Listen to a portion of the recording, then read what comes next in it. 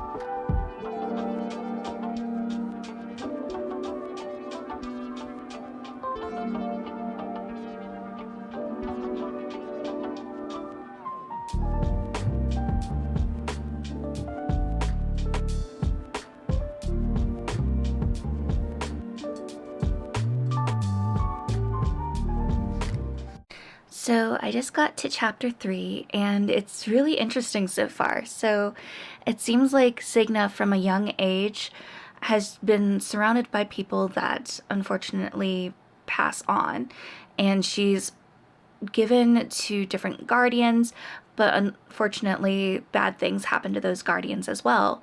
But even from that young age, every time this happens to one of her guardians or loved ones, she sees death. And even at that young age, she kind of understands, like, okay, death has some involvement in this. And she's kind of learning that she has this weird ability to not be harmed. So anytime something happens to her, shortly after it like heals. And so there's just this bizarre gift, I guess you could say, for lack of better words, that she has. And so it's really interesting, and she's kind of developed this hatred for death because she blames him for what's been happening in her life so far, and why she can't stick to one home, and why she's had some homes that have been really great and others that have not. But once she turns 20, she will be able to get the inheritance that has been left to her, and hopefully then be able to create a home for herself to stay in. So it's really interesting so far. I'm very intrigued. She's also discovered something interesting about herself whenever death shows up and he's in her presence. So yeah, I'm very excited to continue reading it, but I will check in again later. Like I said, I'm on chapter 3 currently, and yeah, enjoying it so far. Hi everyone, just wanted to check in. I didn't really get too much reading done yesterday. I just had a bit of a headache and it was so difficult to focus, and I just kind of wanted to have a potato day. So I did do a little bit of reading, but obviously not much. So where I'm at currently is page 32, and Signa's latest home that she's at, the person, of course, died, and so now she's getting moved on to her next home, which I kind of skimmed the back of the book just as a refresher, and it looks like she is now moving on to the place that is called Thorn Grove, which is mentioned in the back of the book. So this seems to be the place that she's going to be at for a longer duration of time, and it looks like there's going to be some certain mysteries that pop up while she's there. So I'm very intrigued and very interested. So far it seems to be pretty good. I'm not having any issues so far. I feel like usually when you start a book, you know, there's that world building, there's kind of getting a sense of the characters and what's going on, and that's definitely where we're at right now. But as always, I usually say once a book gets to page 100, that's when things pick up, and that's kind of the make or break whether or not the book is going to go up from here or it's going to go down from here. So yeah, we'll see what happens. I'll keep y'all posted and check in once I probably get to page 100. That seems like a good that seems like a good spot to check in. So yeah, I'll be with you shortly.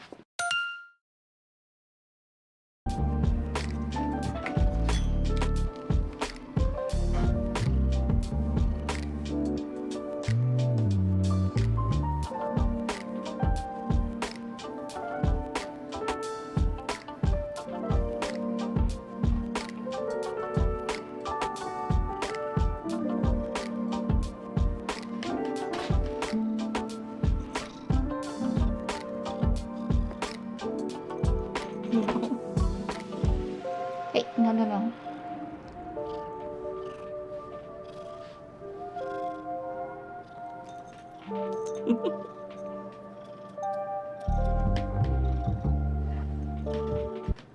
Hi everyone. So I had planned on filming in a different location, but I currently have I have a Cicero on my lap, so I'm not able to film in the location I originally planned, but hopefully this works.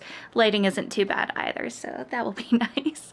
But anyway, I wanted to check in. I've kind of done an awful job of checking in regarding Belladonna. I've just kind of been all over the place. Like, yesterday was Friday the 13th, and truthfully, I just wanted to watch scary movies, and I wanted to read, but I just wasn't really retaining what I read, and I had to reread some of the pages.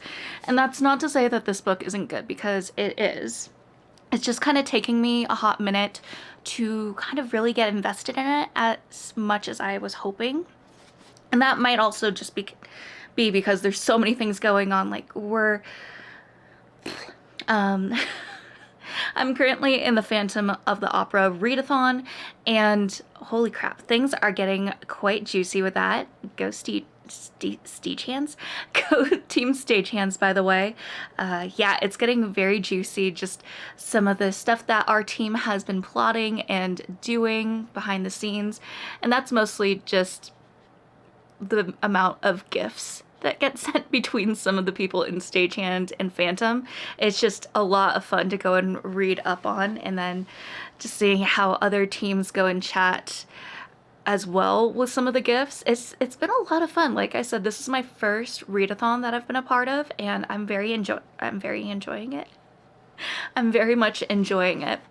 And I was hoping to get this book read by a certain deadline that our team was kind of making for ourselves, but I didn't get it done. But this book will still count and give me points when I do finish it, whenever I do end up going and logging it. But yeah, I am currently on page 13, which is kind of funny because yesterday was Friday the 13th, and I'm at page 102.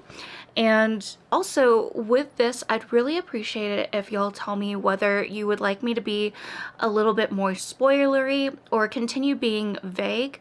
I personally don't like spoilers with things, so I find that I'm trying to go that way with this video and this series that I hope to make with reading viral books.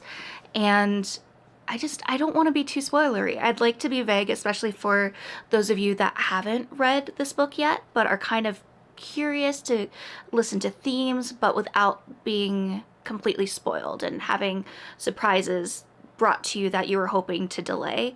So yeah, I'd really appreciate it if y'all let me know what you would prefer with these videos. And then if we do end up incorporating spoilers, I'll put just like time tags depending on what the majority of people are asking for. So yeah, just let me know down in the comments below.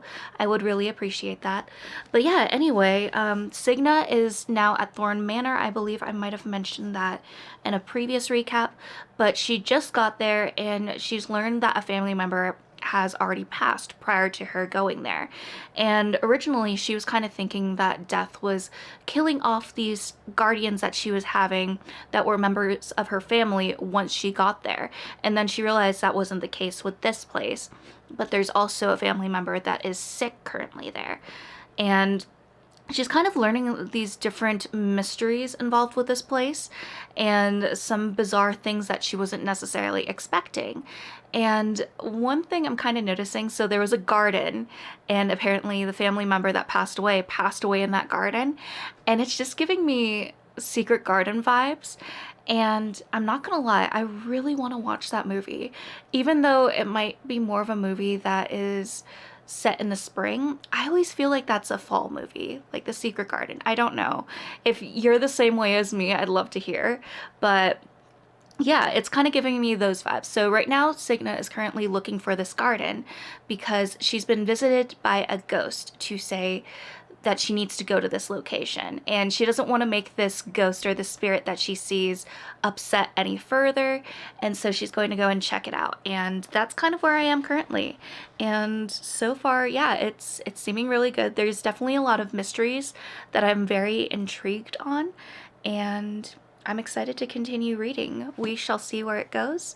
I'm gonna also put up, I think, the game Spirit City Lo-Fi in the background while I read, and kind of do some like time limits and time check-ins for myself, because I personally would also like to do a few little games. Like REKA recently came out earlier this week, and it's a cozy witchy game, and so I'm very curious about that. So I'll probably play some of that for a little break, but for now I'm gonna get everything set up and do some more reading.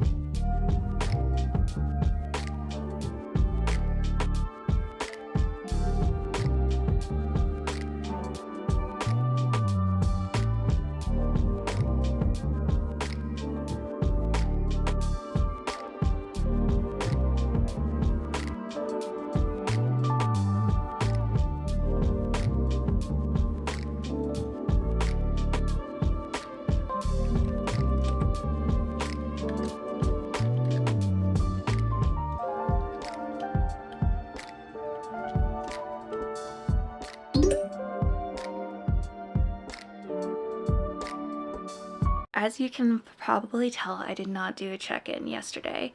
I kind of vegged out a little bit after I read to page 150, and then I ended up going and playing some games and other stuff, and one of my friends, her and I hopped onto Palia to play together for a little bit.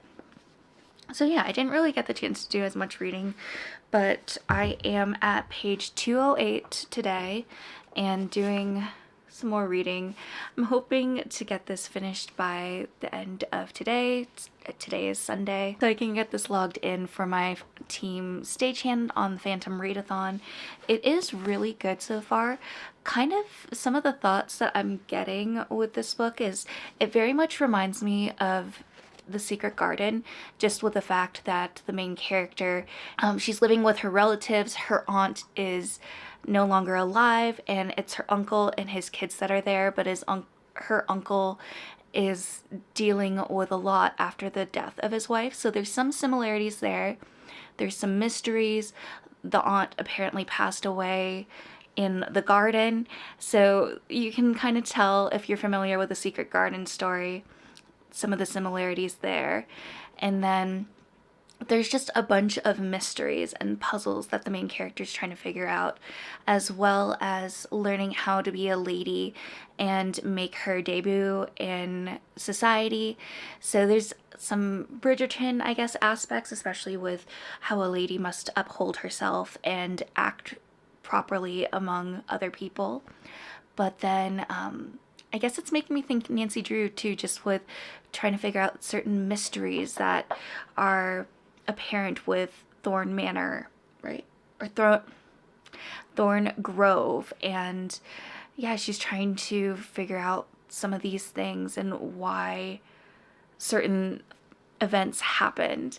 I'm still trying to keep this very vague because like I said, I don't want to do spoilery type of things. So yeah, I am really enjoying it. Like I said, I'm on page 208. I'd really like to finish this book today, so I'm gonna probably buckle down and yeah, try to finish it. But it is really good. I'm very intrigued, and we'll see how my thoughts are once I finish the book. So probably check in once I'm done or very close to being done.